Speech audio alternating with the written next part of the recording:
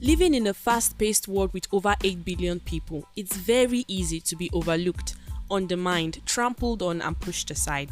My name is Mowa.mi, and I'm really passionate about helping you feel seen.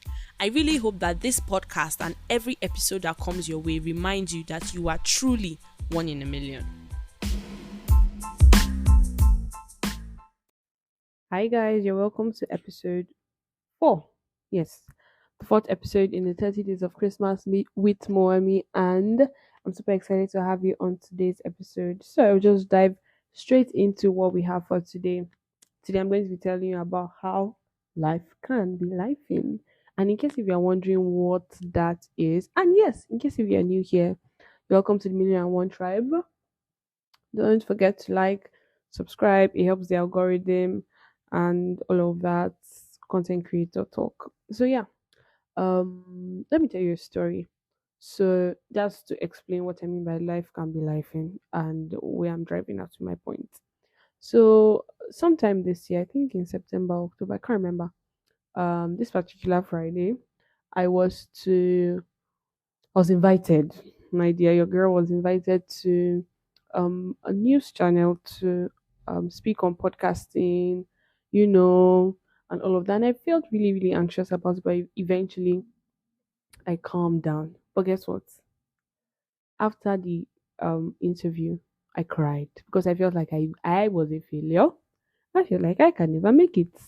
I don't know, maybe because I had an idea of what it was going to come out like. Like I've never had such exposure before, and I'd always seen how people do prim and perfect, and it was not just what I thought it was going to be. It was great though, because eventually when I sent the clip to my friends, I think I'll even post it on the podcast, on Instagram, Twitter, and all of that, so you guys can get to see me.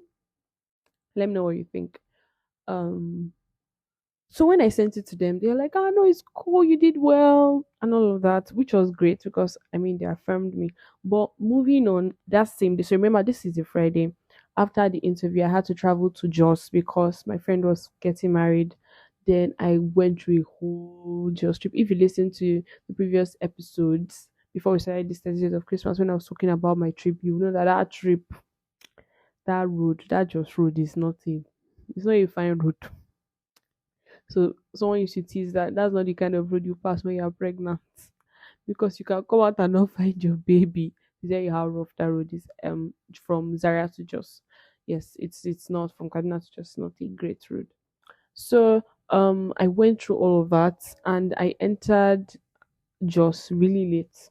Had to rush my friend's bridal shower, sleep late, wake up early. The next day, went to church. I went to see her before she went to church, and I had to come back home, have my bath, then go to church. We had the wedding and all of that. So there was already like accumulated stress from the week before, then the whole emotional roller coaster on Friday, just having to shove everything down and be as present as possible. Then on Saturday, yes, after the church wedding, we had like a little bit of reception. I was dancing. Whoa, lift up my hands, just dancing, dancing, being the life of the party in my own head. And then, like halfway into the reception, 80% into reception, I received a call, and I was like, "Ah, no, how far? Tell me." This was my mom, and then she told me, "Oh, that." She told me that she had some news for me. I was like, "No, shoot me." My shock absorbers are good, and then she went ahead to tell me that my friend had passed, and I was just standing there in reception, like never in my wildest dream would I have imagined that this is the kind of news I'll receive at this point where I am in such a happy scenario.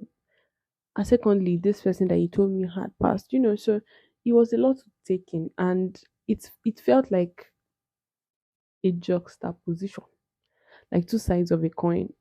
Like that judo mat, is it judo or taekwondo mat that has black, and half of it is black and there's the circle that is white inside, and the half of it is white and there's the black that is inside. And I was like, whoa.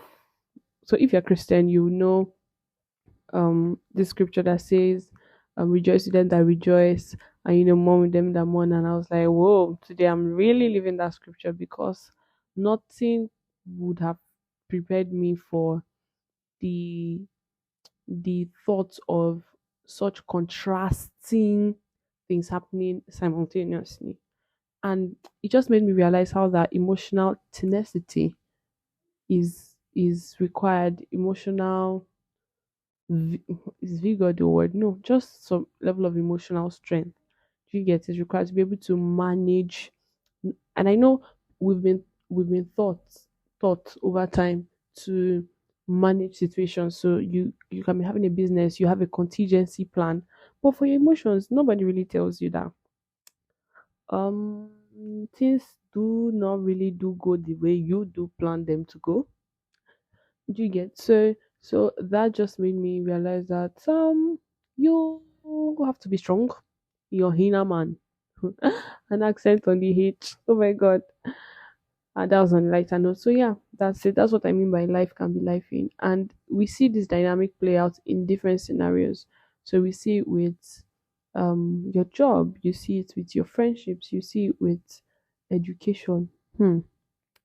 So students will always joke about how that ah they don't know if they passed the exam, but at least they finished and they are fine with the knowledge that at least the stress is over.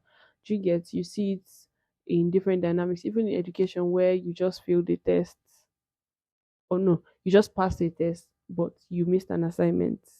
So it's like there's something to be joyful about, and there's something that's seemingly bringing you down. And what's the way forward? How do you manage these two? I'm still learning, but I believe not playing the dumb card, not acting ignorant, not trying to be boska. Because I took the time to cry. I'm not saying you should cry. If you need to cry, you can cry. But I'm saying I had to take the time to accept that these two actually are happening at the same time, and I needed to be present.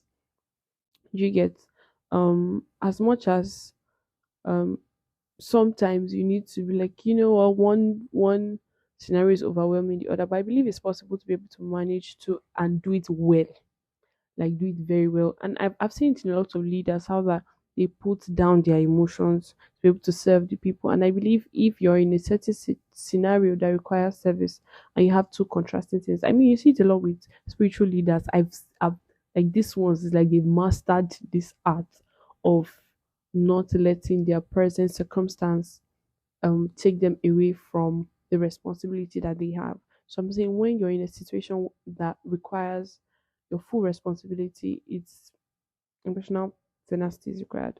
When I eventually figure it out, when I have a thing or two to say about it, I'll speak to you about it because I know you're wondering, okay, now you've told me that it's necessary to have emotional tenacity, is necessary to be able to handle the two scenarios well. But how then can I do it? First off, I said accepting it, not trying to fumboska. But I think that's just it for now. When I do have something better to say, I will speak to you about it. And if you do have some suggestions or some things to say, please, by all means, send me a message. With that being said, I think that's all. Life can be life in. I'm sure this year you've seen life. This is so funny because life in itself, um, I can't properly communicate it, so I'll just leave the thoughts. But basically, two things can be happening, two contrasting things can be happening at the same time, and you as an adult, as a responsible member of society, you're supposed to be able to micromanage. You're supposed to be able to manage the situation because that's what big boys and big girls do. You get so as much as is within your power, please try to be emotionally intelligent. um Communication, yes, I think it's important to communicate. um Communication helps in managing contrasting situations. That's it all. That's it for the 10 minutes. Life can be life in, guys. Stay safe and ask God to help you. Peace. Bye. See you in the next episode.